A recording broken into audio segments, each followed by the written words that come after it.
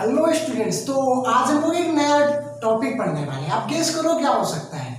हाँ, wheat stone से तो है ना, ये जो है बोर्ड एग्जाम के लिए इंपॉर्टेंट नहीं है, लेकिन इससे रिलेटेड न्यूमेरिकल्स जो है वो बोर्ड एग्जाम में पूछे जाते हैं। और खासकर ये प्रैक्टिकल का टॉपिक है, इसका प्रैक्टिकल होता है ना। हाँ, तो पूरी कॉन्सेप्ट आपको ध्यान से समझना। इसमें बहुत सारी थ्योरेटिकल चीजें, प्रिंसिपल आता है, इसका सिद्धांत क्या था। हाँ, एक नंबर में कुछ पूछा जा सकता है तो वो कि व्हीट स्टोन सेतु किस सिद्धांत पे काम करता है, सेतु संतुलन के होता है। अभी ये चीजें क्या होती हैं हम आपको बताएंगे इस वीडियो में, है ना। तो ध्यान सुनना, ठीक है। जो हम बोले वो आप नोट्स बना लें, क्योंकि यहाँ पे लिखेंगे ना भैया तो वो ज्यादा लंबा हो जाएगा। लिखेंगे है नहीं, बोलते रहेंगे, थ्योरी हम समझाया करें आपको। डेरिवेशन इसका छोटा सा है, प्यारा सा, उसको आपको समझाया करें। आपको सिर्फ और सिर्फ ध्यान से सुनना है, कुछ भी बाउंस नहीं करने वाला। तो प्यारी सी हेडिंग डाल देते, क्या है बताओ भाई, कैसे बताओगे। दूर जो है ना, व्हीट स्टोन सेतु, यही तो हेडिंग है हमारी, व्हीट स्टोन ब्रिज। अच्छा, इसका आविष्कार किसने किया था? हाँ, इंग्लैंड के एक प्रोफेसर थे। कैसे लिखते हैं इंग्लैंड? ऐसे। इंग्लैंड के एक प्रोफेसर थे, नाम था इनका C.F. Wheat stone. क्या नाम था? C.F. Wheat stone. आप ऐसे लिख लो, अच्छा नहीं लग रहा तो C.F. व्हीट स्टोन, है ना। अब बात आती, इन्होंने क्या किया, इन्होंने 4 प्रतिरोधों की एक व्यवस्था तैयार की। ये प्रतिरोध एक दूसरे से एक पुल की तरह जुड़े होते हैं। जैसे पुल क्या होता है, ये नदी है, आप जा रहे हो, ठीक, यहाँ पे हो आपको जाना है, वो क्या भैया, जाना है इस साइड में। अब छलांग मार के तो जा नहीं सकते, आपको पुल चाहिए। यहाँ तो पुल क्या करता है, दोनों किनारों को मिला देता है। तो वैसे यहाँ पे जो प्रतिरोध होते हैं ना, ऐसे करके ये एक दूसरे से पुल की तरह, इस किनारे को यहाँ से मिला दे रहा है और इस किनारे को यहाँ से, एक पुल की तरह, एक सेतु की तरीके से काम करते, इसलिए इसका नाम कर दिया गया व्हीट स्टोन सेतु। क्या कर दिया गया? व्हीट स्टोन सेतु। हाँ चलो, इंग्लैंड के प्रोफेसर थे C.F. व्हीट स्टोन सेतु, उनको मिटा दे रहे हैं, बहुत खुश है उनका। चलो, अब होता है क्या है, इसमें आपको लिखना क्या है, डिफिनीशन के तौर पे क्या लिखोगे, परिभाषा इसकी आप क्या लिखोगे। तो ये एक ऐसी व्यवस्था होती है जिसकी सहायता से आप, विशेष प्रकार की व्यवस्था होती है, एक ऐसी विशेष प्रकार की व्यवस्था जिसकी सहायता से आप अज्ञात प्रतिरोध ज्ञात कर सकते हो। अज्ञात 4 प्रतिरोध होंगे, उसमें से 3 की वैल्यू आपको पता होगा, चौथा निकालोगे, इनके बीच फार्मूला डिराइव होगा, फिर हम डिराइव करेंगे।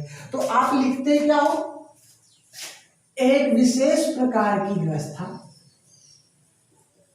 एक विशेष प्रकार की व्यवस्था,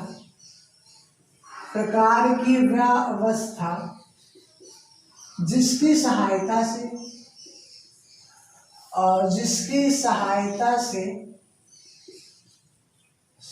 से हम लोग क्या कर सकते हैं, अज्ञात प्रतिरोध की वैल्यू ज्ञात कर सकते हैं। जिसकी सहायता से अज्ञात प्रतिरोध ज्ञात किया जा सकता है,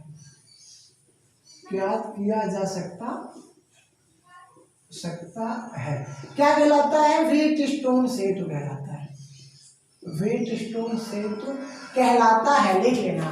तो एक विशेष प्रकार की व्यवस्था होती है जिसकी सहायता से आप अज्ञात प्रतिरोध ज्ञात कर सकते हो। अब ये कैसा बना होता है तो बहुत आसान है, आपको सिंपल सा एक चतुर्भुज बनाना है। क्या बनाना? बना लेते हो? हाँ, बना लेते हैं। कैसे बनाते हैं तो थोड़ा सा आपको ध्यान से देखना है, सिंपल सा बनाना है, कुछ अलग से नहीं करना है, थोड़ा सा देखने में भी अच्छा लगना चाहिए, देखने में भी क्या होना चाहिए, अच्छा लगना चाहिए। अच्छा, यहाँ पे चतुर्भुज टाइप का को लग रहा है, तो प्रतिरोध बनाने, थोड़ा सा इसको हटा देना। अच्छा, अब प्रतिरोध कैसे बनाएंगे सर जी? तो प्रतिरोध बनाना बहुत आसान है, आप ऐसे करके प्रतिरोध का सिंबल बना दो। यहाँ पे ये हमारा प्रतिरोध हो गया और यहाँ पे ये प्रतिरोध हो गया और ये आपका क्या हो गया? प्रतिरोध हो गया, ठीक। इसका नाम PQR और ये क्या होता है? S होता है। क्या होता है? S। अच्छा, ये चीजें हम कहाँ पे जोड़ देंगे? एक सेल पे जोड़ देंगे। यहाँ पे आपका एक सेल लगा होता है और यहाँ पे एक कुंजी लगी होती है। क्या लगी होती है? कुंजी, बटन, है ना। ये हमारा, इसका विद्युत वाहक बल कितना है? E है, ये पॉजिटिव टर्मिनल होता है, ये कैसा टर्मिनल होता है? नेगेटिव टर्मिनल होता है। चलो, प्लस होता है और ये क्या होता है? माइनस होता है। प्लस से धारा निकलेगी, कितनी धारा निकल रही है? I। ध्यान से समझना, धारा I निकल रही। अच्छा, नामकरण भी इनका कर दो, A है, ऐसे लिखते हैं ए हो गया, बी हो गया, सी हो गया और ये क्या हो गया, डी हो गया। ठीक है। अच्छा, जब ये धारा पॉइंट ए पे, बिंदु ए पे पहुंचेगी ना भैया, तब यहाँ पे दो भागों में बढ़ जाएगी धारा। एक ए बी डायरेक्शन में जाएगी, दूसरा ए से डी की दिशा में जाएगी। ठीक, ध्यान देना। अच्छा, इधर ए से बी की ओर जाने वाली धारा हमने I1 मान लिया, ए से डी की ओर आने वाली धारा कितना मान लिया, I2। यहाँ पे भी एक कुंजी लगा होता है ऐसे करके, और बीच में एक गैल्वेनोमीटर होता है, धारा मापी जिसको कहते हैं। ये जी लगा हुआ है, गैल्वेनोमीटर है, विकर्ण बीटी है इसका। यहाँ पे धारा मापी एक कुंजी K2 लगा देते हैं। इस कुंजी का नाम कर दो K2, इसका नाम कितना है, K1 है। ठीक।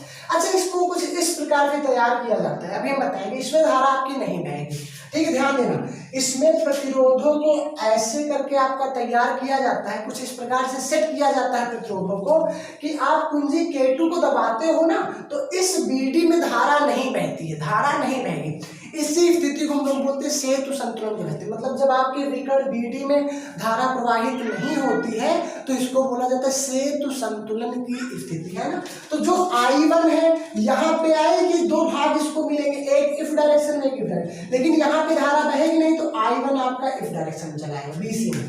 तो जो धारा AB में बहेगी वही धारा किधर बहेगी, BC में। यहाँ पे धारा नहीं बहेगी, क्यों? क्योंकि हम प्रतिरोधों को कुछ अपने हिसाब से समायोजित करते हैं। इधर I2 आया, अब DB में धारा I2 नहीं जाएगा, तो D से C की डायरेक्शन में कितनी धारा बहेगी, I2। कितनी धारा हो जाएगी भैया, I2। समझ में आया? एक बार फिर से समझो ध्यान से। सेल लगा हुआ है, I धारा, बिंदु A पर धारा दो भागों में बढ़ जाती है, एक AB दिशा में, एक AD। AB में हमने मान लिया I1। अब B पे जाके I1 फिर से दो भाग में, एक BD और एक इधर BC। लेकिन BD में धारा नहीं बहती है, वो हम अपने हिसाब से समायोजित करते हैं प्रतिरोधों को, कुंजी K2 दबाते तो इसमें धारा आपकी प्रवाहित नहीं होती, तो यहाँ पे विभवांतर भी आपका शून्य हो जाता है। तो I1 धारा किधर बह जाएगी, BC में। यहाँ पे I2 आ गई बिंदु D पे, फिर से ऊपर जाएगी, इधर जाएगी, तो यहाँ पे DB में धारा नहीं बहेगी, तो I2 पूरी धारा किधर निकल जाएगी आपकी, कहाँ पे निकल जाएगी, DC में निकल जाएगी। कहाँ पे, DC में। और यही धारा वापस होके आपकी फिर से यहाँ पे आ जाएगी। समझ में आया? ठीक। अच्छा, इतनी बात हो गई। यहाँ पे लिखना है तो हमारा हो गया फिगर। अब लिखना क्या है, रचना। नेक्स्ट हेडिंग आप डालते हो रचना। तो हम जो बोल रहे हैं वही चीज आप लिख लेना, लिखने में बहुत लंबा हो जाएगा, तो समझो यहाँ पे क्या होता है। रचना में आपको क्या लिखना है, इसमें चार प्रतिरोध P, Q, R तथा S। ध्यान से, प्लीज ध्यान से। इसमें चार प्रतिरोध P, Q, R तथा S एक चतुर्भुज के रूप में व्यवस्थित होते हैं। चार प्रतिरोध P, Q, R तथा F एक चतुर्भुज के रूप में व्यवस्थित होते हैं। ठीक, पहला बात हो गया। दूसरा बात, बिंदु AC के बीच में, बिंदु A व C के बीच में क्या क्या लगा हुआ है, ऐसे आओ आप, ऐसे देखना है, इधर नहीं जाना है। बिंदु A व C के बीच में एक वैद्युत सेल E जुड़ा होता है तथा एक कुंजी K1 जुड़ी होती है। ठीक, इसमें चार प्रतिरोध P, Q, R तथा S एक चतुर्भुज के रूप में व्यवस्थित होते हैं। बिंदु A व C के बीच में क्या जुड़ा है, एक वैद्युत सेल E जुड़ा होता है, एक कुंजी K1 जुड़ा होता है। समझ में आया? ठीक, तथा बिंदु B व D के बीच में एक कुंजी K2 और एक धारामापी G जुड़ा होता है। ये चीज आपको रचना लिखना है। P, Q, R इसको इस प्रकार से व्यवस्थित किया जाता है कि एक चतुर्भुज का रूप लेंगे। ठीक है, बिंदु A व C के बीच एक सेल और एक कुंजी K1 जुड़ी होती है। ठीक, अच्छा, अब B पे क्या होता है, एक कुंजी K2 और एक धारामापी G जुड़ा होता है। ये चीज आपको रचना में लिखनी है, फिर ज्यादा कुछ नहीं लिखना। अब बात आती सिद्धांत की। किसकी बात आती, सिद्धांत। सिद्धांत में आपको जो हमने शुरुआत में बताया वही चीज देखना। जब कुंजी K1 को आप दबाते हो, यहाँ पे इसको क्लोज कर देंगे, धारा प्रवाहित होने लगेगी। जब कुंजी K1 को दबाते हैं तो धारा प्रवाहित होने लगेगी। ये धारा बिंदु A पर जाकर दो भागों में बढ़ जाएगी, एक AB की दिशा में, एक AD की दिशा में। AB की दिशा में धारा I1 प्रवाहित होती है, AD की दिशा में धारा I2 प्रवाहित होती है। अब प्रतिरोधों को इस प्रकार समायोजित किया जाता है कि यहाँ इस प्रकार समायोजित किया जाता है और कुंजी K2 को दबाया जाता है, तो BD में कोई धारा नहीं बहती। इसको हम लोग बोलते हैं शून्य विक्षेप की स्थिति। क्या बोलते हैं, शून्य विक्षेप की स्थिति। प्रतिरोधों को इस प्रकार समायोजित करके जब कुंजी K2 को दबाया जाता है तो विकर्ण BD में कोई धारा प्रवाहित नहीं होती। इसको हम लोग बोलते हैं क्या, शून्य विक्षेप की स्थिति या सेतु संतुलन की अवस्था कहते हैं। तो जो धारा यहाँ पे AB में आएगी वही धारा BC में निकल जाएगी, जो धारा AD में बहेगी I2 वही धारा DC में I2 धारा बहेगी। एक बार फिर समझो सिद्धांत में क्या लिखना है। कुंजी K1 को दबाते हैं तो परिपथ में धारा प्रवाहित होने लगती है। ये धारा A पर जाके दो भागों में बढ़ जाती है। धारा I1 AB की दिशा में, I2 AD की दिशा में जाती है। प्रतिरोधों को इस प्रकार लगाया जाता है कि विकर्ण BD में कोई धारा प्रवाहित ना हो। ठीक है, तो जो धारा AB में जाएगी वही धारा BC में आएगी, जो धारा AD में बहेगी वही धारा DC में बहेगी। बस इतनी चीज लिखना है। अच्छा, जब विकर्ण BD में कोई धारा नहीं बहेगी तो इसको हम लोग बोलते हैं सेतु संतुलन की अवस्था। क्या कहते हैं, सेतु संतुलन की अवस्था। तो सेतु संतुलन की अवस्था में विकर्ण BD, लिख लो इसको, विकर्ण BD में धारा प्रवाहित नहीं होती, में धारा प्रवाहित नहीं होती, प्रवाहित नहीं होती। अगर धारा प्रवाहित नहीं होगी तो यहाँ पे विभवांतर भी क्या होगा, शून्य होगा। दोनों सिरों के बीच जो विभवांतर होगा VB minus VD, VB minus VD, ठीक है, ये कितना हो जाएगा, जीरो हो जाएगा। कितना हो जाएगा, शून्य हो जाएगा। कोई धारा नहीं तो कोई विद्युत वाहक बल नहीं होगा, कोई विभवांतर नहीं होगा। ठीक है, तो विकर्ण BD की बात कर रहे हैं। अच्छा, विकर्ण BD में धारा प्रवाहित नहीं होती तो सेतु संतुलन की अवस्था में होगा। जो सेतु है वो संतुलन की अवस्था में होगा, अवस्था में होगा। अच्छा, अब आपको तो फार्मूला निकालना, तो यहाँ पे किरचॉफ का नियम लगाना। ठीक है, कौन सा पास आपको लेना है, बंद पास ABDA में।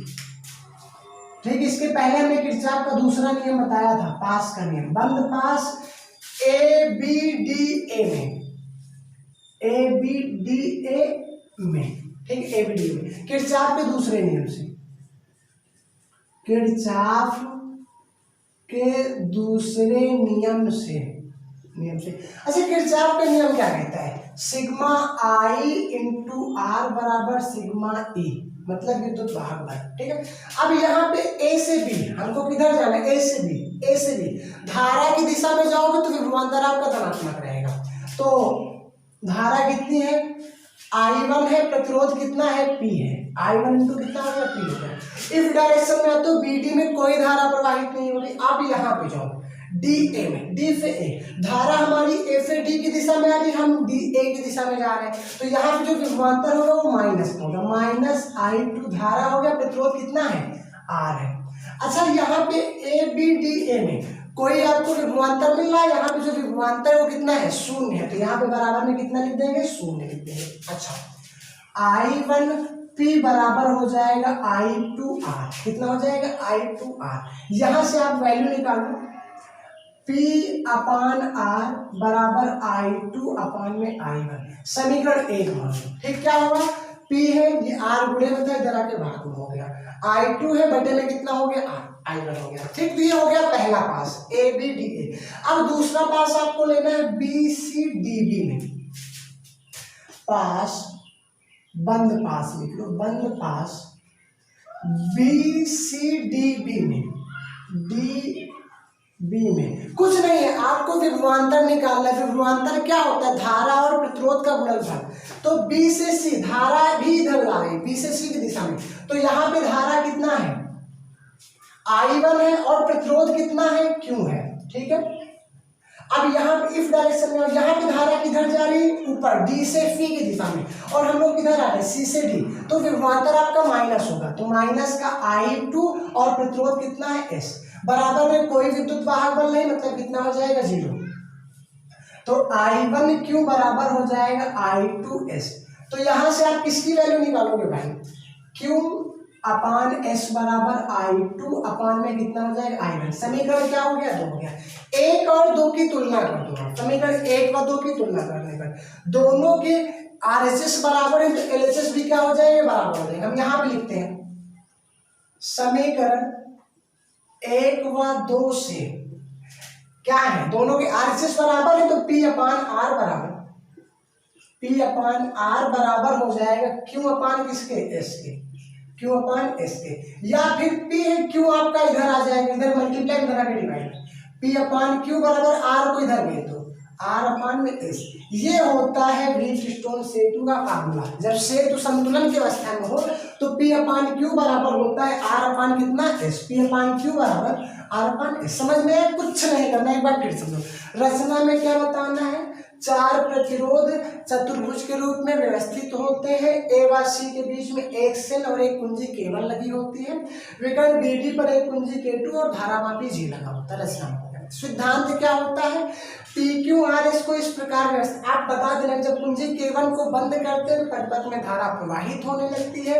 ये धारा बिंदु ए पे जाके दो भागों में बढ़ जाती है, ए बी में धारा I1 बहती है, ए डी में I2। ठीक है, प्रतिरोधों को इस प्रकार समायोजित किया जाता है, बी डी में कोई धारा नहीं बहती है तो बी सी में I1 धारा बहेगी और डी सी में कितनी धारा बहेगी, I2। बस इतना ही लिखना है। अच्छा, जब प्रतिरोध विकर्ण बी डी में कोई धारा नहीं बहती तो इसको हम लोग बोलते हैं सेतु संतुलन की अवस्था। क्या कहते हैं, सेतु संतुलन। फिर किरचॉफ का नियम लगा के आप सॉल्व कर लेंगे, P अपान क्यू बराबर आर अपान एस आपका क्या आ जाएगा, फार्मूला। व्हीटस्टोन सेतु यहीं पे आपका खत्म हो जाता है। ठीक है, समझ में आया? अब इसके बाद हम लोग पढ़ने वाले मीटर से, तो आप इसको नोट कर लो। ठीक है, छाप लो भाई।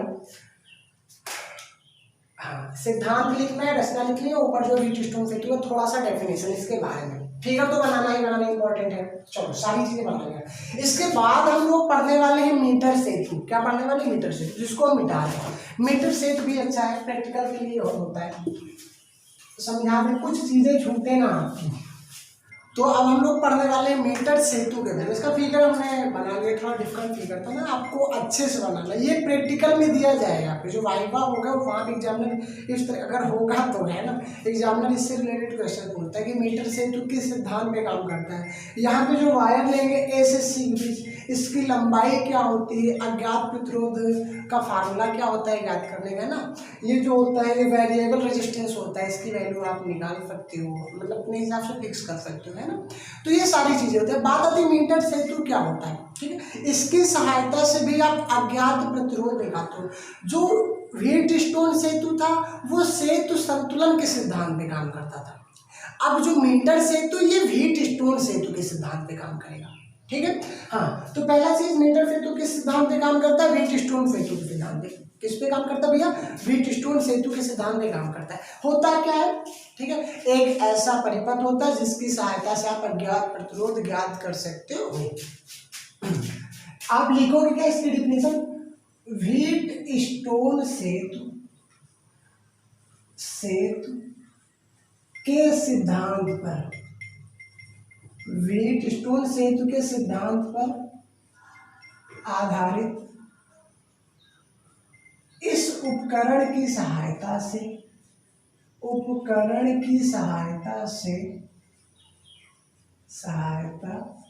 से अज्ञात प्रतिरोध ज्ञात किया जा सकता है। अज्ञात प्रतिरोध ज्ञात किया जा सकता है ना। किस सिद्धांत पे आधारित होता है, व्हीटस्टोन सेतु के सिद्धांत पे। इतनी चीजें होगी। अब बात आती है रचना क्या होगी, इसकी रचना कैसे लिखे है ना, कुछ है नहीं, आपको सिर्फ और सिर्फ समझना है, ध्यान से सुनना है बस। रचना क्या होती है, कैसे बन के बना। इसमें जो AC है ये A से C, ठीक है, अभी मैं आपको फिगर भी अलग से दिखाएंगे इसका। जो AC होता है ये 1 मीटर का लंबा तार होता है।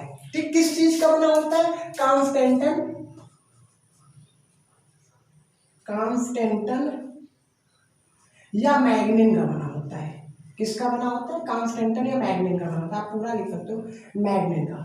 ठीक है, तो आप लिखते हुए इसमें AC 1 मीटर लंबा तार होता है जो कि कॉन्स्टेंटन या मैग्नीन का बना होता है। ठीक है, अब ये एक लकड़ी के पैमाने की सहायता, पैमाने पे चिन्ह अंकित होंगे ना कि 1 सेंटीमीटर, 2 सेंटीमीटर, 3 सेंटीमीटर, ये एक लकड़ी के पैमाने की सहायता से कसा होता है। तो AC 1 मीटर लंबा तार होता है जो कॉन्स्टेंटन या मैग्नीन का बना होता है। ये लकड़ी के पैमाने की सहायता से कसा होता है। ठीक है, A व C पर 2 L आकार की पत्तियां होती है। ये देखो आपको L आकार की क्या दिख रही है, पत्तियां दिख रही है। आगे आपको क्या लिखना है, बिंदु A व C पर 2 L आकार की पत्तियां जुड़ी होती है, जो तांबे की बनी होती है।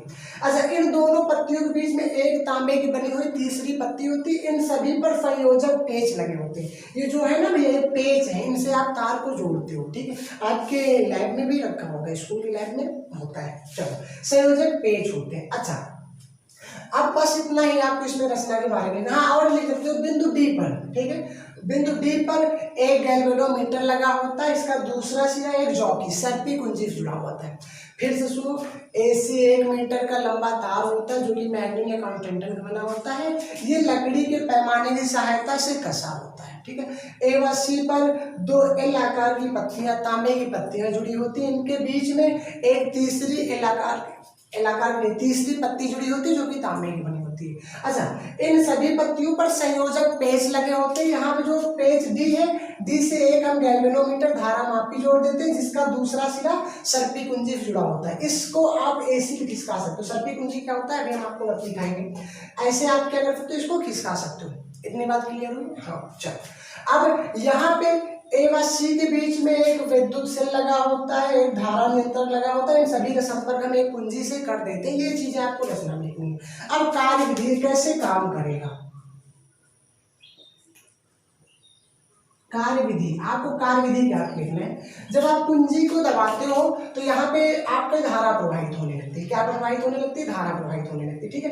अब आपका सर्पी कुंजी कुछ इस प्रकार से AC में घुमाते हैं, तो आपको ध्यान यहीं पे देना है। आप सर्पी कुंजी को आप तार AC में कुछ इस प्रकार घुमाते हैं, यहाँ पे जो धारा मापी है, यहाँ पे जो तार घूमता रहता है, जो कांटा होता है वो 0 पे आ जाए, शून्य विक्षेप की स्थिति पे आ जाए। किसकी स्थिति पे आ जाए? शून्य विक्षेप पे आ जाए, है ना। उसमें कोई विक्षेप ना हो। समझो, आप कार्य विधि में क्या लिखोगे, जब कुंजी के को बंद करते हैं तो पूरे परिपथ में धारा प्रवाहित होने लगती है। सर्पी कुंजी को तार AC में इस प्रकार घुमाते हैं कि धारा मापी में कोई विक्षेप ना हो। जो धारा मापी वो इधर उधर उसका तार कहीं पे भी ना घूमे, उसमें जो कांटा होता है वो कहीं पे ना जाए, तो हमारा सेतु संतुलित हो जाएगा। क्या हो जाएगा? सेतु संतुलन की अवस्था में हो जाएगा।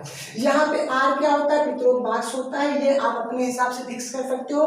P और Q यहाँ पे आपको पता चल जाएगा। ये अज्ञात प्रतिरोध होता है, इसकी वैल्यू हमको निकालना होता है, ठीक है। अच्छा, मान लेते हैं इस पॉइंट पे, ठीक है, पॉइंट B पे हमको ये जो धारा मापी इसमें विक्षेप नहीं मिल रहा है, ठीक है। ये इसमें कोई विक्षेप नहीं है, जो तार है इसका कहीं पे घूम नहीं रहा है। तो A से B तक की डिस्टेंस हमने मान लिया है L। कितना मान लिया? L। अच्छा, AC 1 मीटर का है, मतलब 100 सेंटीमीटर का है।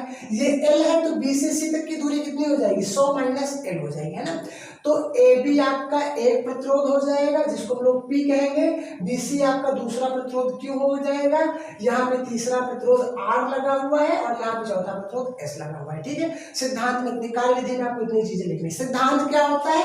व्हीटस्टोन सेतु के सिद्धांत पे काम करता है। अब यहाँ पे लिख दो व्हीटस्टोन सेतु के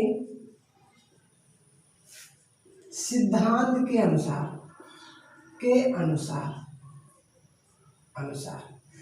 क्या होता है? P/Q बराबर R/S, ठीक है। हमने सर्पी कुंजी घुमाया, हमको B पर क्या मिला? कोई विक्षेप उत्पन्न नहीं हुआ।